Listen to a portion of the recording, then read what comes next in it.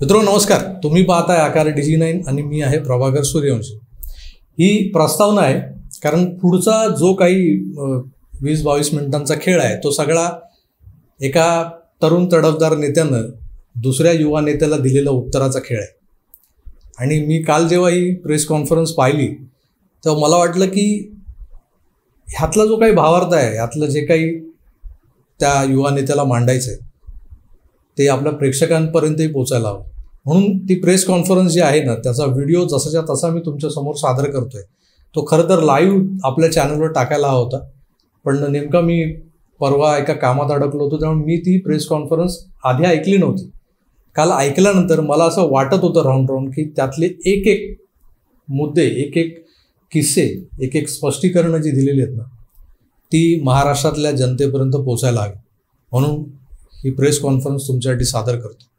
मी काही तुटकं मुटकं आपल्याच माध्यमाने जे आहे हे पाहिलं की कुठल्या तरी एका शोमध्ये जे आहे हे आपल्या लायकीप्रमाणे कशा प्रकारे बोलले, त्यांचा विचार कुठपर्यंत जातो। आणि मला वाटतं कोणीतरी मध्ये बालबुद्धी म्हणून संबोधलं होतं। मला वाटतं आज जे आहे माझा लहान रुद्रांश आहे त्यालाही जास्त समजत असेल। आज विचारांची दिवाळखोर काय आहे, विचारांची दिवाळखोरी काय आहे हे पूर्ण महाराष्ट्राने त्या ठिकाणी पाहिलं। आणि आपण जसं मला विचारलं की घाबरून मुख्यमंत्री महोदय जे आहे हे त्या ठिकाणी गेले, हे किती हास्यास्पद आहे। मुख्यमंत्री महोदय जे आहे हे दिल्लीला उद्या होणाऱ्या जे आहे लेफ्ट विंग एक्स्ट्रीमिझम या नक्षलवादी गतिविधी कशा प्रकारे कमी केल्या जातील ह्याच्यासाठी जे आहे ती होम मिनिस्ट्रीची मीटिंग त्या ठिकाणी आहे। अजून त्यांचे इम्पॉर्टंट विषय त्या ठिकाणी असतील। ह्यांना ते कळणार कसं? ह्यांना वाटतं मुख्यमंत्री म्हणजे जो आहे, जो 2.5 वर्षामध्ये यांनी जो मुख्यमंत्री पाहिला आपल्याबरोबर 24 तास असायचा, म्हणून त्यांना वाटलं की 24 तास जो आहे तो मुख्यमंत्री घरीच बसतो, मुख्यमंत्र्यांचं काम जे आहे ते घरी बसण्याचं आहे।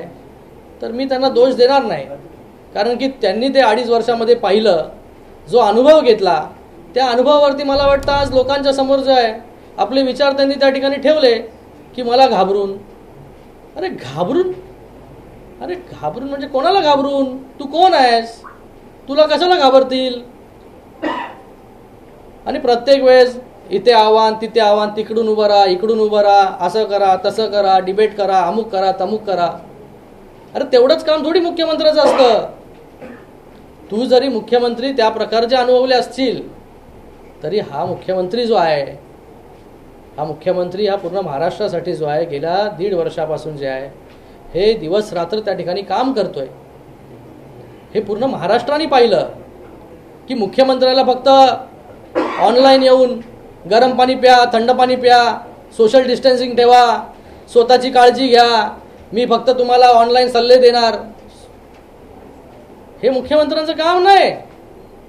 मुख्यमंत्र्यांचं काम जे आहे ते ग्राउंड झिरोवरती उतरून जे आहे हे लोकांचे अश्रू पुसण्याचं काम हे मुख्यमंत्र्यांचं आहे। आणि ते आजचे मुख्यमंत्री या ठिकाणी करत आहेत। त्याच्यामध्ये पूर्ण महाराष्ट्राने इर्शालवाडीची जेव्हा घटना घडली तेव्हा इर्शालवाडीच्या घटनेमध्ये सगळ्यात अगोदर 6 वाजता या महाराष्ट्र राज्याचा मुख्यमंत्री जो आहे हा जिथे घटना घडली त्या ठिकाणी पोचले होते। तेव्हा तब्येती ठीक नव्हती तरीही जे आहे ते त्या ठिकाणी पूर्ण चालत 2.5-3 तास जे आहे, आणि हे जे आज बोलतायत हे खालूनच परत गेले, खाली आले, तोंड दाखवला, फोटो सेशन केला आणि परत गेले। अरे हे कोणाला देता आव्हान? तुमचं वय किती, बोलता किती? अरे मुख्यमंत्र्यांची जेवढी कारकीर्द आहे तेवढं वय सुद्धा नाही। बराबरी जी आहे ती बरोबरच्या माणसाबरोबर करावी लागते।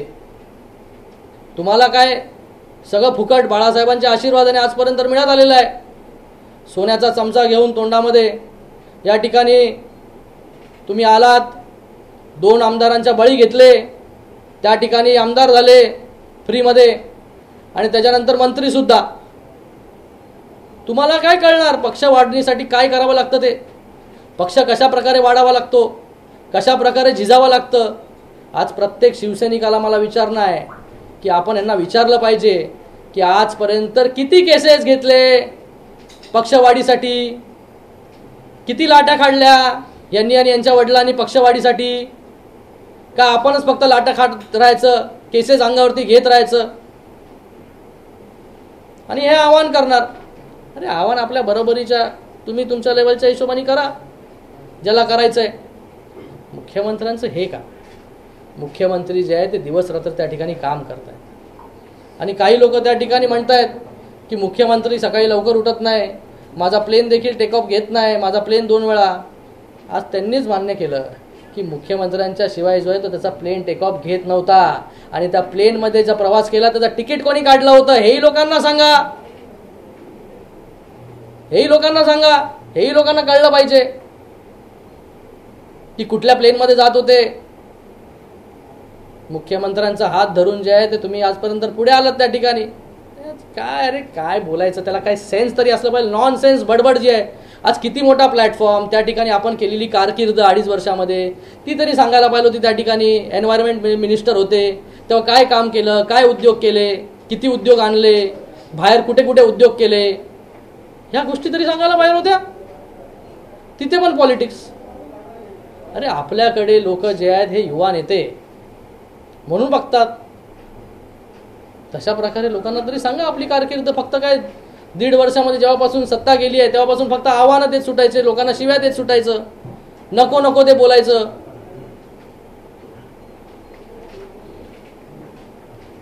आणि अजून मला वाटतं त्याच्यावरती काय, जेलमध्ये जाण्याच्या भीतीने जे आहे हे शिंदेसाहेब बीजेपी बरोबर केले. अरे जेलमधले सारखे धंदे जे आहेत ते आम्ही कधी केले नाही. जेलमध्ये जाण्यासारखे धंदे आम्ही कधी केले नाही. काळे उद्योग जे आहेत, काळे कारनामे एवढ्या वर्षामध्ये BMC मध्ये कोणी केले? आज ते सगळे बाहेर येत आहेत. कोविडमध्ये कोणी केले? ते आज सगळे बाहेर येत आहेत. कोविडमध्ये 350 रुपयाची बॉडी बॅग 6,500 रुपयामध्ये कोणी विकली? ते आज लोकांना माहिती पडतंय. कोणाच्या अकाउंटमध्ये पैसे गेले, कोणाला ईडीने बोलवलं त्या ठिकाणी, हा सूरज चव्हाण कोण आहे, कोणाचा पी आहे. आज अजून एक नोटीस मला वाटतं संजय राऊतांच्या भावाला देखील गेली त्या ठिकाणी. खिचडी म्हणजे कोविडमध्ये भ्रष्टाचार केला, जम्बो घोटाळ्यामध्ये म्हणजे जम्बो हॉस्पिटलमध्ये जम्बो घोटाळा केला, त्याचबरोबर खिचडी देखील सोडली नाही या लोकांनी.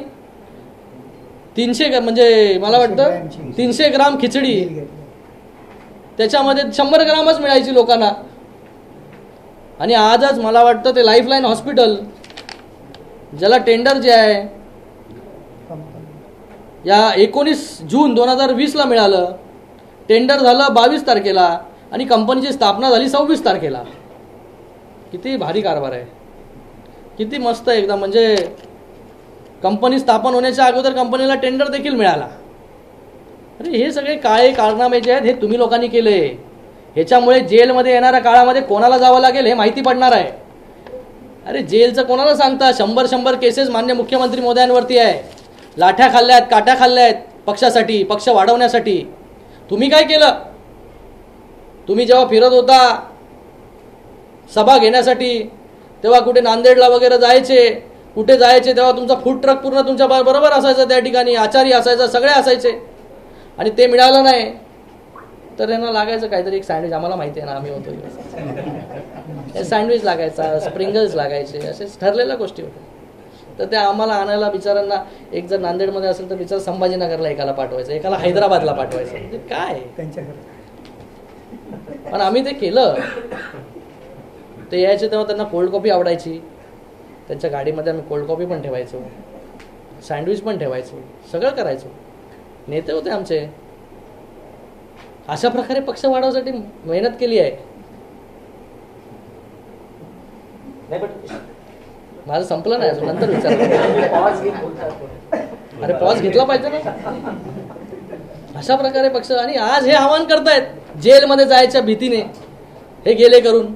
अरे जेलमध्ये जायच्या भीतीने कधी शिंदे साहेब जे आहे ते मागे हटले नाही, तर पक्ष एवढा वाढला नसता. दिघे साहेब गेल्यानंतर पक्ष वाढवण्यासाठी काम जे आहे हे दिवस रात्र झटण्याचं काम जे आहे, आपल्या परिवाराला बाजूला ठेवून आम्ही केलं नाही. त्या ठिकाणी माझी जबाबदारी, माझं कुटुंब, माझी जबाबदारी.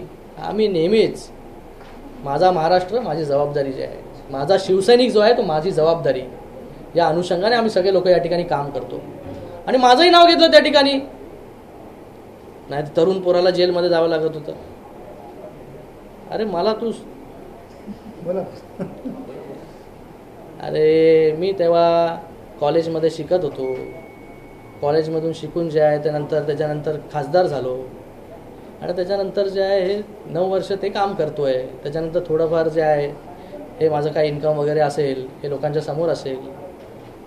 कशामुळे जेलमध्ये जावं लागणार असं? मला ह्यांना आवाहन करायचं आहे की आपण जे आज मातोश्री 1 मधून मातोश्री 2 मध्ये गेलात, हे कशाच्या माध्यमाने गेला? तुमचं सोर्स ऑफ इन्कम काय आहे? ह्यांना डिबेट करायची, ह्यांना चर्चा करायची आहे. चला आपण चर्चा करू, इकडे बसून दोघं चर्चा करू. आमचा सोर्स ऑफ इन्कम काय, तुमचा सोर्स ऑफ इन्कम काय, हे लोकांच्या समोर ठेवा. म्हणजे लोकांना तरी कळेल, शिवसैनिकांना तरी कळेल की काय कारण आहेत जी. अरे आज तुमचं जे आहे सगळं कोविडमध्ये केलेला भ्रष्टाचार, BMC मध्ये केलेला भ्रष्टाचार, हा सगळा लोकांच्या समोर येतोय हळूहळू. जेलमध्ये जाण्याच्या भीतीने हे तिकडे पळाले होते दिल्लीमध्ये मोदीजींचा पाय पकडायला मीटिंगच्या नावाने. तिकडे जाऊन गेले मीटिंगला त्या ठिकाणी, आणि मीटिंगमधून बाहेर आल्यानंतर मी ऐकलं आहे सगळं, मीटिंगमधून बाहेर आल्यानंतर घामाघूम झाले होते एकदम, आणि त्या ठिकाणी 2 ग्लास पाणी प्याले. हे आपल्या वडिलांना आपण विचारा.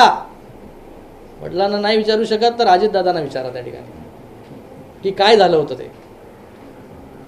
अरे जेलची भीती, जेलमध्ये जाण्याची भीती. अरे जेलमध्ये जाणारा, जेलला कोण शिवसैनिक घाबरत नाही. आज या ठिकाणी जे आहे हे मला वाटतं या सगळ्या गोष्टीने ज्या ठिकाणी आपण काय केलं हे लोकांना सांगायला पाहिजे, ते लोकांना सांगितलं पाहिजे त्या ठिकाणी. आणि आज आपण काय सांगताय, काय बोलताय, तिकडे कोणाबरोबर कंपॅरिझन करताय, कोणाबरोबर बोलताय, कोणावर बोलताय, याचा थोडा तरी भान ठेवा त्या ठिकाणी.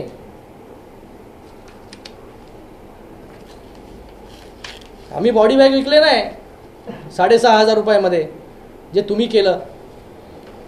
आम्ही लोकांचे जे आहे ते काम करतो या ठिकाणी. आज सरकार आल्यानंतर प्रत्येक ठिकाणी आपला दवाखाना झाला पाहिजे ह्याच्यासाठी काम करतोय.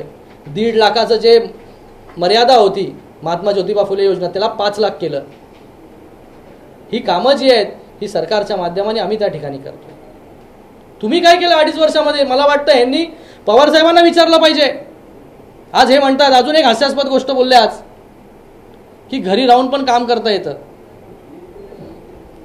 मला वाटतं ही एक शोकांतिका आहे महाराष्ट्रासाठी.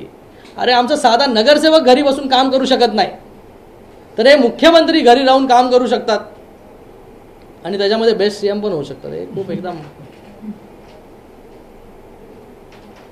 अरे घरी राहून जे आहे हे घरी राहण्याची सवय तुम्हाला आहे, आम्हाला नाही. आपण जे आहे आणि इकडे सगळ्यांना आव्हान देत फिरताय ते की इकडून उभं राहा, तिकडून उभं राहा, इकडून उभं राहा, तिकडून उभं राहा. त्यांना जाऊ द्या, आव्हान नंतर करा. मी तुम्हाला एक सांगतो, डोंबिवली तुमचा आजूळ आहे बरोबर, त्या ठिकाणी जे आहे ते मी खासदार आहे कल्याण लोकसभेचा. आज तुम्हाला त्या ठिकाणी मी आव्हान देतो की आपल्या आजूळ जिथे आहे तिकडे येऊन आपण इलेक्शन लढा त्या ठिकाणी, आणि मग बघू किसमें कितना है दम. धन्यवाद. शेखरजी, आज मुख्यमंत्र्यांच्या दैनंदिन कार्यक्रमामध्ये त्या कार्यक्रमाचा उल्लेख होता जिथे ते जाणार होते, पण त्या कार्यक्रमात ते गेले नाही, टाळलं. त्यामागचं नेमकं कारण काय? आज मुख्यमंत्री आहेत ते बाबा, मुख्यमंत्र्यांना अर्जंट कामं येऊ शकतात. मुख्यमंत्र्यांना जे आहे उद्याच्या मीटिंगबद्दलचे ब्रीफिंग्स असतील, त्याच्या अगोदरचे काही मीटिंग्स त्यांचे लाईनअप असतील, सगळ्याच गोष्टी ज्या आहेत त्या सगळ्याच गोष्टी सांगू शकत नाही आपण. दुसरं एक की आदित्य ठाकरे वारंवार असं म्हणतायत की जेव्हा उद्धव ठाकरे आजारी होते तेव्हा म्हणजे एकनाथ शिंदे हे मुख्यमंत्री बनण्याचं प्लॅनिंग करत होते, आणि उद्धव ठाकरेंनी त्यांना हे विचारलं 20 मे 2021 तर त्या दिवशी त्यांना विचारलं की त्यांना मुख्यमंत्री व्हायचं आहे का, तेव्हा त्यांनी नकार दिला होता की असं काही म्हणत नाही. तर हे जे आरोप त्यांच्याकडून होत आहेत सतत, तर त्याला तुम्ही काय? हे जेव्हा आजारी होते तेव्हा हे कुठे फिरत होते, हे कुठे गेले होते? हे आता पूर्ण जनतेला सांगायचं का आम्ही? कोणाबरोबर गेले होते तिकडे, काय करत होते, यांचा डावचा जो दौरा होता तो एक्सटेंड का झाला? बघा, आम्हाला पण खालच्या पातळीवरती आणि खूप खाली जाऊन बोलता येतं, पण तसे आमचे संस्कार नाही. आम्ही आमच्या ऐपतीप्रमाणे बोलतो, जे आहे ते मोठ्यांना रिस्पेक्ट करून बोलतो. हे कुठेही कोणातलाही काही बोलायचं हे आमच्या संस्कृतीमध्ये नाही आणि आम्हाला ते शिकवलं नाही कोणी. पक्षाने जर लोकसभेची जिम्मेदारी दिली तर लोकसभाही लढवेल. चांगलं आहे ना, मग त्यांना मी सांगितलेलं आता या करून तिकडे कल्याण लोकसभेमध्ये लढा, कल्याण लोकसभा. यापूर्वीच त्यांनी ठाण्याचं म्हणजे मुख्यमंत्र्यांना थेट आव्हान दिलेलं आहे त्यांच्याच मतदार. अरे मी तेच म्हणतोय, आपल्या बराबरीच्या लेवलच्या लोकांबरोबर जे आहे हे तुम्ही तुमचं कंपॅरिझन करा.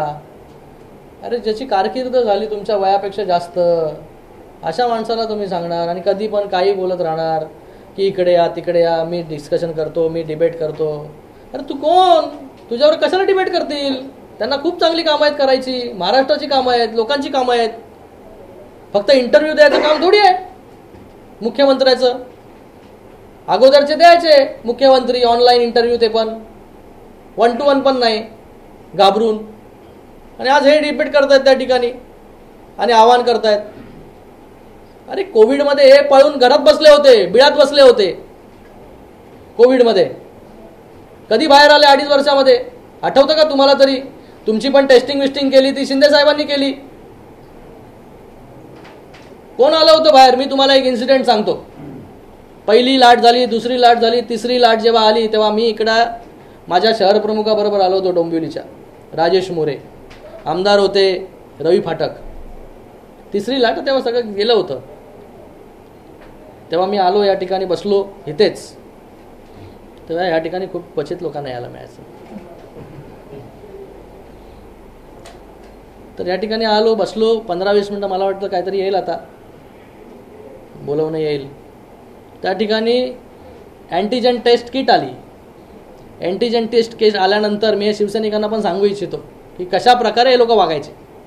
अँटीजन टेस्ट किट आली. त्या अँटीजन टेस्ट किटनी माझी, राजेश मोरेंची आणि रवी फाटकांची ही टेस्ट त्या ठिकाणी केली. अर्धा तास थांबवलं आम्हाला या ठिकाणी. टेस्टचा रिझल्ट आला नेगेटिव्ह. त्याच्यानंतर महाशय जे आहेत हे छोटे आम्हाला भेटायला आले, आमच्यावरती उपकार केले, भेटून पत्रिका आम्हाला द्यायची होती फक्त. अशी परिस्थिती होती. आणि हे कोणाला आव्हान देतात? कोविडमध्ये तर बाहेर आले नाही बिळातून. जे डिबेटचं आव्हान दिलं गेलं आहे, तुम्ही स्वतः त्यांना काही आव्हान देता का? आणि एखादं दिलं ना त्यांना दिलं मी. त्यांनी डिबेट करावा. त्यांना इच्छा आहे ना, खूप कुमकुमी आहे, तर माझ्यासमोर या डिबेट करा. काय काय तुम्ही काम केलं ते 2.5 वर्षामध्ये जरा सांगा आम्हाला, जनतेला पण सांगा. एन्व्हायरमेंट मिनिस्ट्री होती तुमच्याकडे, मेट्रोचं काम कोणी थांबवलं ते लोकांना सांगा तुम्ही. 10,000 कोटी कोणाच्या खिशातून आता जाणार आहेत ते लोकांना सांगा तुम्ही. कारशेडचं काम का थांबवलं हे तुम्ही सांगा लोकांना. अरे डिबेट बाबा, अरे जाहीर आता तुम्ही जाहीर करा, तुम्ही विचारा त्यांना. आणि आम्हाला जे आहे बघा, ह्याच्यापेक्षा पण चांगली कामं आहेत करायची. आता ते डिबेट करणार, बोलवणार, इकडे या तिकडे या तिकडे या, मला वाटत नाही ते येतील करून माझ्यासमोर. आणि मस्के साहेब बोलतायत की मगाशी तो मुद्दा मांडला मी की उत्पन्नाचं साधन काय, हे मेट्रो का थांबले, प्रोजेक्ट्स का रखडवले, ह्याचे पण डिबेट झाले पाहिजे या ठिकाणी. आपण कुठे गेला होता डावस नंतर त्याची पण डिबेट झाली पाहिजे. या सगळ्या गोष्टीचं डिबेट झालं पाहिजे. ज्या पद्धतीने आदित्य ठाकरे वारंवार म्हणजे चॅलेंज करतात की समोर या आणि चर्चा करा, तुम्ही हे चॅलेंज स्वीकारताय की त्यांना सुद्धा प्रति चॅलेंज देताय की? अरे मी तर बोललो ना आता, त्यांनी बाबा मुख्यमंत्र्यांचे खॉप सोडून द्यावे. मुख्यमंत्र्यांना त्यांच्याबरोबर डिबेट करायला वेळ नाही. मुख्यमंत्री मोदी जे आहे हे महाराष्ट्राचं भलं करण्यासाठी, काम करण्यासाठी कटिबद्ध आहेत. ते त्या ठिकाणी काम करतायत. तुमच्यासारखे घरी बसलेले नाही, इकडे डिबेट कर तिकडे डिबेट कर. साहेब, कल्याण डोंबिवलीमध्ये सध्या ट्विटर वॉर जोरदार सुरू आहे. आपल्यामध्ये आणि मनसेमध्ये वेगळ्या प्रकारचा आता ट्विटर वॉर सुरू झालेला आहे. मी ट्विट केलं का? तुमच्या कार्यकर्त्यांनी केलं. ते कार्यकर्ते हँडल करतात लेवलला. पण एकूणच जी कल्याण डोंबिवली किंवा ठाण्याची जागा आहे या ठिकाणी आपण पाहिलं तर दोन्ही ठिकाणी शिवसेना तच जास्त पटकून राहिलेला आहे. तिकडे भाजप देखील त्या जागांवरती अग्रेसिव्ह आहे, सर्वेक्षण देखील करताना पाहायला मिळतंय. नेमकं काय घ्यायचं आहे? बघा, ठाणे जिल्हा हा नेहमी शिवसेनेचा बालेकिल्ला नाही. त्या ठिकाणी जे शिवसेनेचा उमेदवार नेहमी निवडून आलेला आहे आणि त्या ठिकाणी दोन्ही पक्ष जे आहेत ते त्या ठिकाणी काम करतायत. तुम्हाला कोणी येऊन सांगितलं का त्यांच्यामधून की आम्ही क्लेम करतो आम्हाला द्या जागा करून? सांगितलं का? नाही सांगितलं. तुम्हीच तुमच्या मनाचं हे करताय. सांगा, नाव सांगा कोणी सांगितलं. नाही, पण शिवसेनेचा ठाण्यावर क्लेम कायम आहे. अरे ठाण्याचे दोन्ही खासदार जे आहेत ते शिवसेनेचे आहेत, ऑब्व्हियस आहे. आणि त्याच्यानंतर जेव्हा डिस्ट्रीब्युशन होईल सीट्सचं तेव्हा वरिष्ठ पातळीवरती निर्णय घेतील सगळे लोक.